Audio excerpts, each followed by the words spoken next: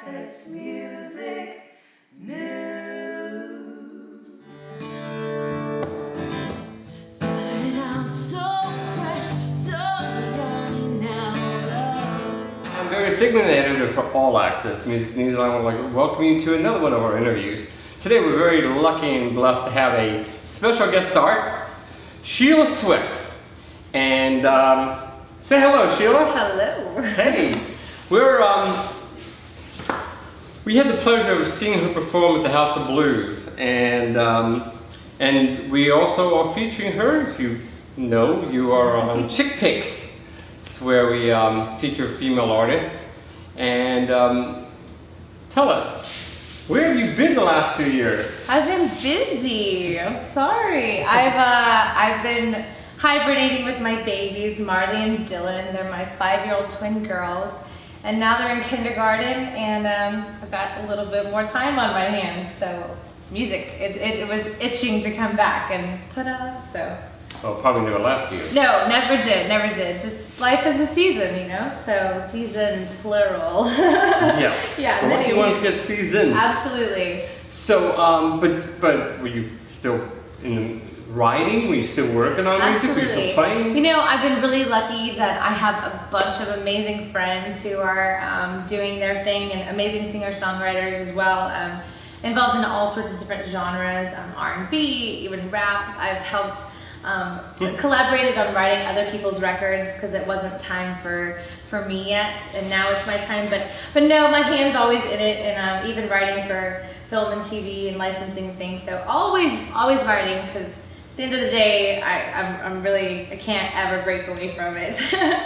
So do you consider yourself a performer who writes or a writer who performs? I am my own grandpa. That's what I always say. Like, I just do it all. And you know, some days, yeah, I feel like more like a performer. But at the end of the day, I would rather be known for my songs. You know, and so I'm trying to now come into that other side of me where I'm a songwriter who happens to love performing her songs. Yeah, and you know, you're very good at it. You have a really you have this voice that can. It crosses over, you know? I mean, you do something that's rock, and then you can do something that's on the countryside. And I said, wow, she's just as good at both. So, okay, so you probably don't want to classify yourself, right? Don't want to do it, Barry. Yeah, okay. But we can, it's fine. No, you know, in the way you'd like to classify. Yeah. I mean, you know, it's not operatic. Right, no. And, you know, it's not rap. No, not yet. So, no, not yet. Just joking. Oh, great. You never know with me, I'll keep you guessing. Yeah. Okay, well, so. I'm a rocker who maybe hasn't been so brave yet, but I'm on my journey to being brave and just letting it all hang out and rocking. Like, you know, I grew up singing softer, singing in the church, singing all this stuff. But I also grew up in a home where my parents raised me right on Southern rock and Zeppelin and, you know, the things that really matter in life. Yes, the Beatles, absolutely. all that. So classic rock. Yeah, absolutely. I mean, like, I think my first crush was Clapton, not because he's hot, but because he can play the guitar. And, you know, so it's like, that is in my bones. And so I've always just, I'm ready to rock. But so was he one of your idols? I mean, like somebody usually go, I want to be like him or her. I have so many different like people I look up to musically, and it's not necessarily something that I take from maybe indirectly I do, but it's not conscious. Right. Like I said, it's just part of like my upbringing. It's like, but more so, you know, I just respect the art that, you know, someone like Clapton is doing, because you can't touch him, you know. Yeah. And as he gets older, he gets better and better. That voice of his is milk and honey, you know. And so it's like such a good example of just somebody that's really has longevity and has more than just relevance. It's like there's something special there. Same with Robert Plant, who I love. Anyway, sorry. No, Zeppelin. No, you know, Zeppelin is, like I said, I wear it on my sleeve. Zeppelin is like hands down my favorite band in the entire universe.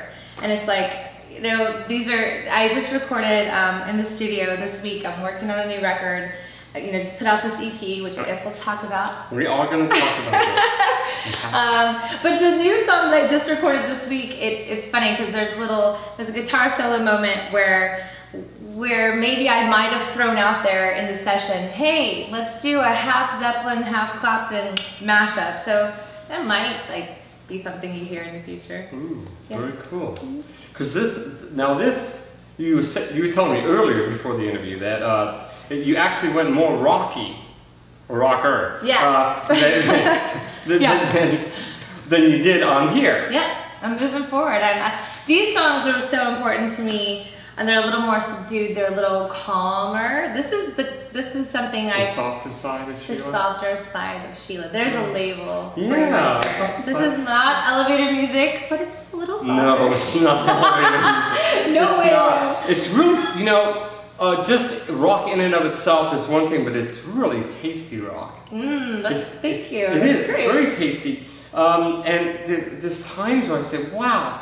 And you know what? Because it does sound like classic rock, but contemporary classic rock. It doesn't sound like, oh, I'm listening to something from 1960. It Right. doesn't sound like that. Because at the end of the day, I'm still authentically me. I'm not trying to be anyone else. But I do absolutely give nods to people like I respect, like we're talking about. But again, it's just completely subconscious if any of those motifs or alliterations come out. It's because, like I said, that came into my musical DNA. And so now it's coming out in my way, in a fresh way, and something, contemporary and different. Because, why do anything the same? Why do anything, repeat it over and over again? I'm a songwriter. Every record you're going to get from me is going to sound different because that's what I want to give you. It's where you are in your life. Yeah. It's where you're you're not a stamp. Next. No way. Stamp. Yeah. Different words. Same Because this tune. is like my soul. I don't think you can put your assembly line, that kind of manufacturing doesn't happen. This is real. This is something that I want people to see. It's me being raw and vulnerable. It's not, my last record was much more on the pop sensibility, but I still say, those songs were also a leap for me because I was writing, and that was a good thing to have my foot into. But now, okay, I got that out of my system, and now I have these, which, it's not that the style's out of my system. I'm carrying through this thread that you hear in all of my songs, even Daisy, which Daisy is like this little like lullaby motif, a little sweet song. Even Daisy, you hear a little growl in my voice. You hear something, it's like, it's about tone and that kind of like sonic quality that maybe you're not aware of as you hear it regularly, but the more you listen to my songs and you see them collectively, I hope and I think that I'm giving you that thread of who I am, and you can put the pieces together. Very cool.